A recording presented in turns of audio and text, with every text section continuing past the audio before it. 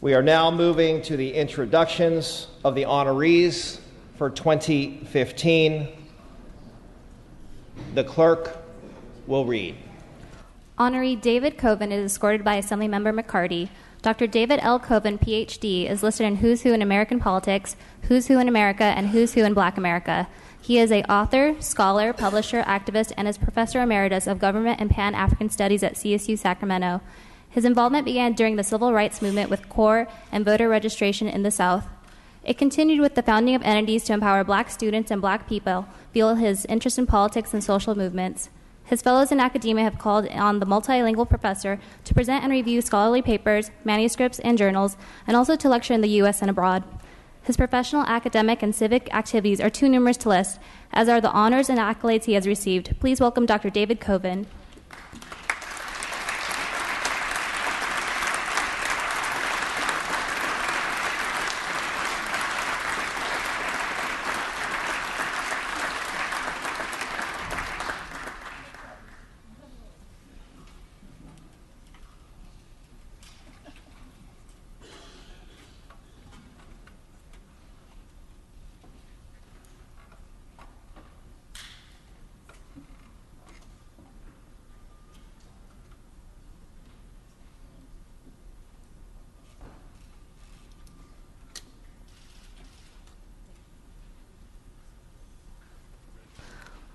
Honoree Ephraim Williams is escorted by Assemblymember Cooper. Dr. Ephraim Williams is the pastor of St. Paul Missionary Baptist Church in Sacramento. In the last 40 years, under his leadership, the church has transformed. The congregation grew from 100 to 5,000 members. The church expanded and now has sanctuary, office, athletic, theatrical, childcare, and banquet space. Through its 80 programs, worship, and Bible study services, the church is an important resource for the community of Oak Park. In addition to his pastoral experience, Dr. Williams is sought after as a teacher, lecturer, counselor, and mentor to other pastors. A believer in community involvement, he's participated in multiple Baptist conventions, the Sacramento Urban League, the NAACP, worked with school districts, women's groups, health projects, and supported Black-owned businesses. For his decades of leadership and service, he was honored by Sacramento's mayor, the latest honor on a long roster of sentiments of appreciation. Welcome, Dr. Ephraim Williams.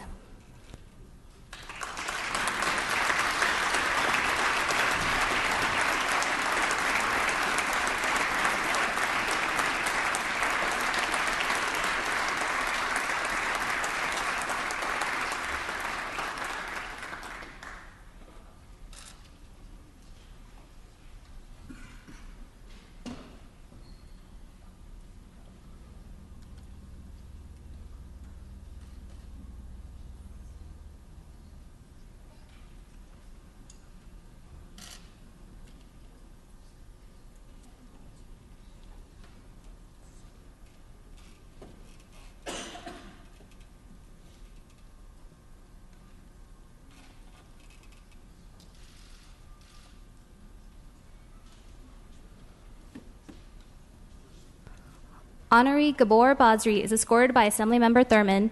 Dr. Gabor Basri, Ph.D., is the founding Vice Chancellor of Equity and Inclusion at UC Berkeley and a tenured full professor in the astronomy department. He holds degrees in physics and astrophysics from Stanford and the University of Colorado. He was an early pioneer and expert in the study of brown dwarfs, star formation, and stellar activity. NASA approved his proposal for the Kepler mission, which is now searching for Earth-sized planets and around other stars. Scientists and colleagues have bestowed prestigious fellowships and memberships in fraternal organizations, including the California Academy of Sciences. Today, he is responsible for diversifying science and the university, efforts recognized by the Chancellor. His purview includes strengthening academic preparation and achievement, providing a diverse campus community with a sense of belonging, staff career advancement opportunities, and other critical tasks. Off campus, he is generous with his time and is a founding member of Science Makers, which preserves stories of African Americans in STEM professions. Welcome, Dr. Gabor Basri.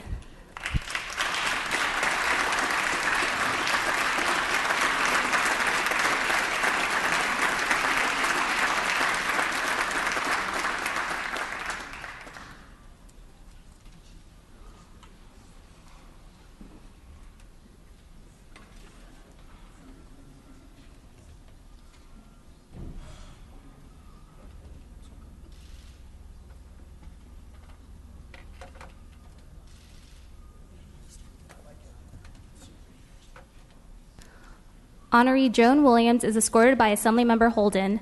In 1957, Mrs. Joan Williams was named Miss Crown City for the city of Pasadena. Part of her duties included riding on Pasadena's float in the Tournament of Roses Parade on New Year's Day in 1958. Nominations and the selection of Miss Crown City were made by city leaders to honor an employee at City Hall. Mrs. Williams, who worked as an accountant clerk, was thrilled that she was chosen.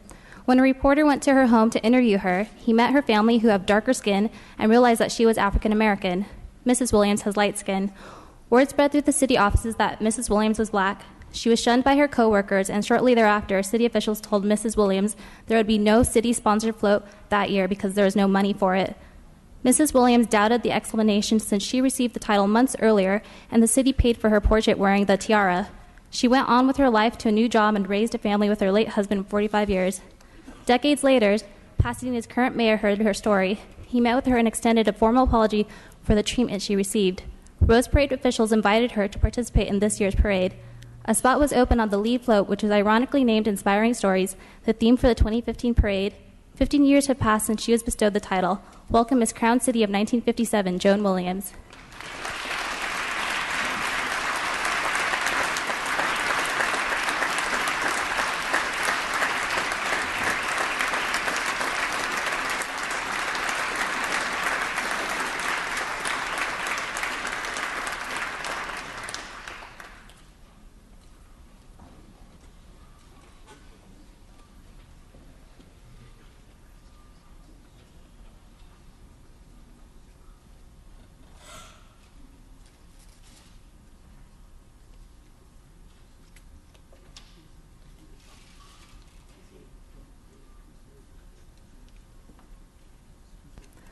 Honoree Donald Griggs is escorted by Assemblymember Brown.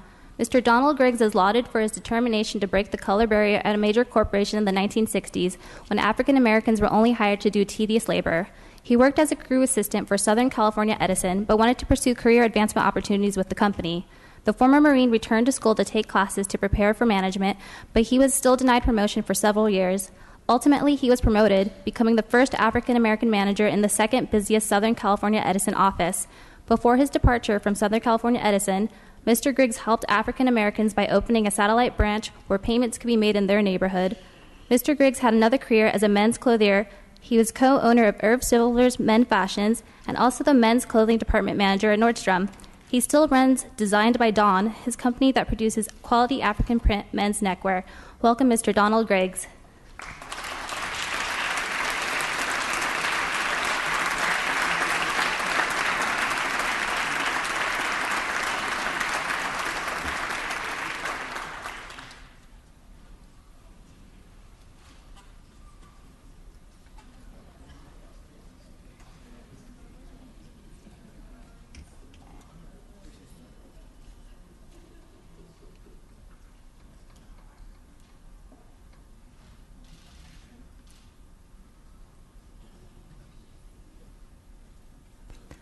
Honoree Henry Porter Jr. is escorted by Assemblymember Burke. Henry Porter Jr. has spent a lifetime in public service and is a proud veteran of the United States Marine Corps. After dedicating his professional career to improving housing safety for all in Los Angeles as the city's principal building inspector, he has carried that same passion into his retirement as an instructor at the Los Angeles Trade Technical College, helping students gain the skills they need to get ahead. Never one to shy away from service, Mr. Porter is an active advocate for South Los Angeles, serving in every capacity, from volunteering with the Sheriff's Department and the Southwest Community College Oversight Committee to his roles as president of the Southwest Community Association and commissioner with the Los Angeles County Community Development Commission. Welcome, Henry Porter Jr.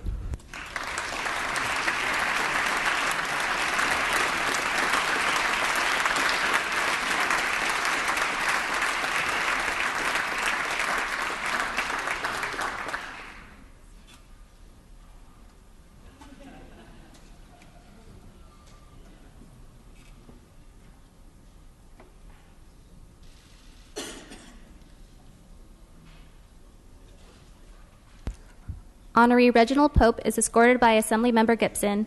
The city of Los Angeles recently changed the name of its street Compton Avenue to Reginald A. Pope Way in recognition of the contribution of Pastor Pope and the Bethel Missionary Church. Pastor Pope and Bethel are a vital part of life in the neighborhood of Watts and have been so for 60 decades. The church services its members and community via Christian ministries and outreach ministries such as back-to-school events, prison and convalescent visitation, food and clothing distribution to the homeless, sponsoring a Boy Scouts chapter, and a ministry for Spanish speakers. On the civic front, Pastor Pope has served as president of the Southeast Clergy Police Council, been a long-standing member of the Community Development Advisory Committee for 3 LA mayors, is president and as a founder of the Watts Area Ministers, is a member of the Watts Cinema Entertainment Development Effort, and has chaired the annual Watts Health Fair. He is a prominent force for peace and used the church as shelter during the unrest of the Watts riots 50 years ago. Welcome, Pastor Reginald Pope.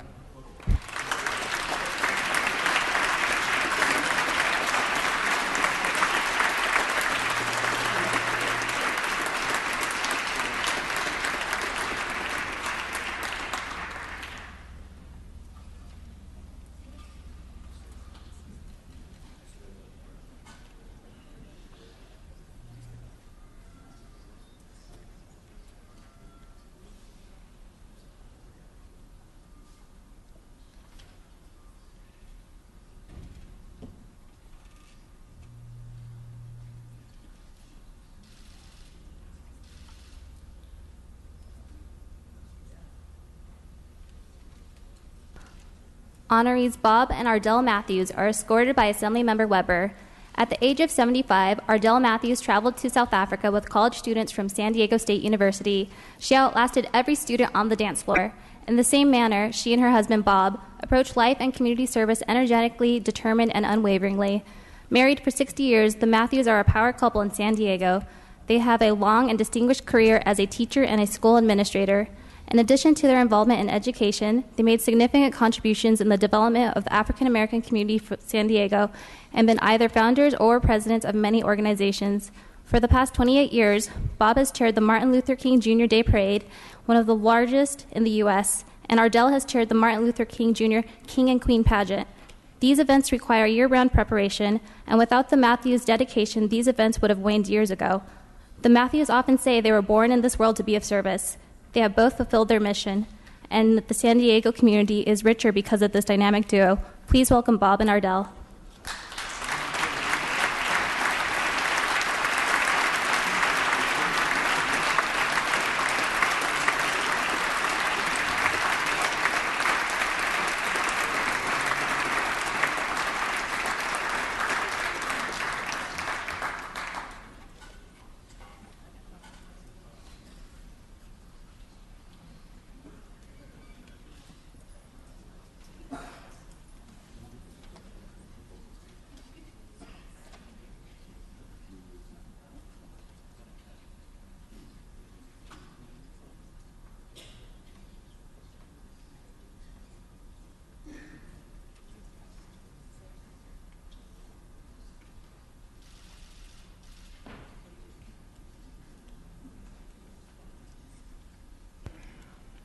Honoree Ayoku Babu is escorted by Senator Mitchell.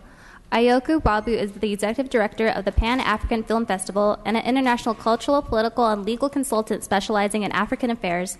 Mr. Babu currently serves as a permanent member of the jury of the annual Africa Movie Academy Awards and travels around the world to other showcase events related to the Pan-African film industry. In past years, Mr. Babu was a consultant to the late Bishop H.H. Brookins of the African Methodist Episcopal Church and other prominent people like Dick Griffey and Stevie Wonder. In the U.S., he works to bring notable cultural performers to events like the LA Olympics. He has sat on many panels, commissions, and the LA Mayor's African American Heritage Month Committee. Welcome, Mr. Ayoku Babu.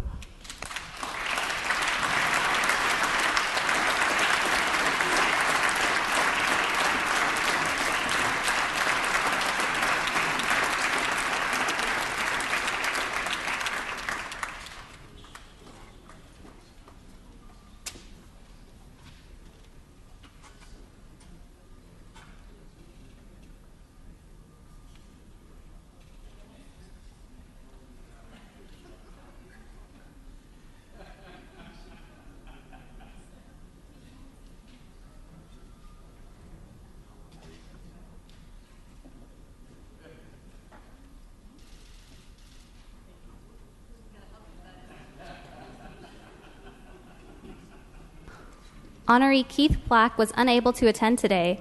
Accepting on his behalf is Liza Kirkland. She is escorted by Assemblymember Ridley Thomas. Dr. Keith Black, MD, is an internationally renowned neurosurgeon, scientist, chairman, and professor who oversees several neurosurgical and brain tumor treatment entities at Cedars-Sinai Medical Center. Previously, he was a UCLA faculty member for a decade. Dr. Black pioneered research on ways to open the blood-brain barrier to allow chemotherapy drugs to be delivered directly into the tumor. Dr. Black's other groundbreaking research has focused on developing a vaccine to enhance the body's immune response to brain tumors, use of gene arrays to develop molecular profiles of tumors, the use of optical technology for brain mapping, the use of focused microwave energy to non-invasively destroy brain tumors, and development of non-invasive optical imaging for early diagnosis of Alzheimer's disease. We extend our congratulations to Dr. Keith Black.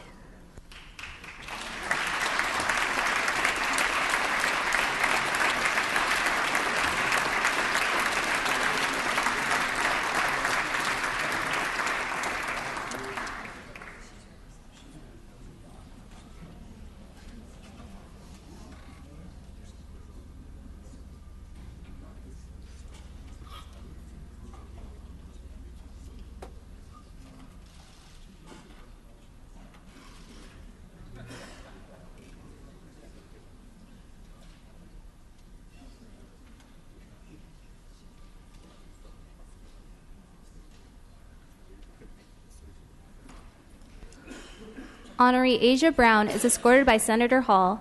The Honorable Asia Brown is a community development professional with over 10 years of experience working in urban communities. On June 4, 2013, Mayor Brown made history in Compton as the youngest mayor the city has ever elected. She has dedicated her career to initiating change in disadvantaged communities and has a legacy of implementing policies to facilitate guided growth and protect community assets. Throughout her career, she has fought for transparency, collaboration, and community involvement. She has developed community empowerment boards, business-to-business collaboratives, and employment development programs. Mayor Brown has also created policies that ensure residents are included into every aspect of the development process as a result of public investment into private projects. Mayor Brown holds a bachelor's degree in public policy, urban planning and development, and a master's degree in urban planning with a concentration in economic development from the University of Southern California. Welcome, Mayor Brown.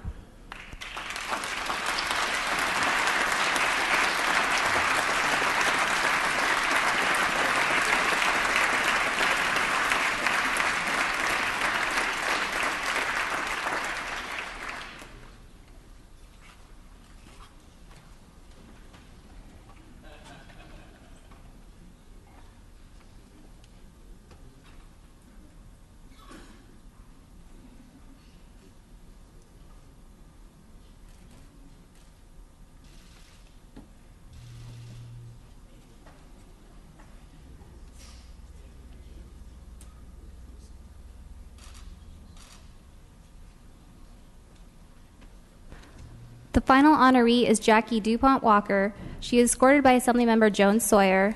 Ms. DuPont Walker possesses more than 40 years of professional work in the public and private sectors. Jackie pioneered the desegregating of Florida State University in her hometown of Tallahassee and has trailblazed on behalf of women, multicultural communities, and people of color in many arenas.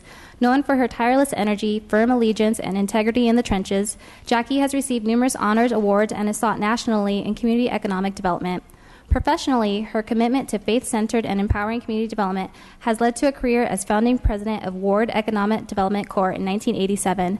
She has served on various boards in many civic organizations and commissions including the LA City Elected Charter Commission, the LA City Charter Review Commission, and the LA City Redistricting Commission in 2000. Welcome, Jackie DuPont Walker.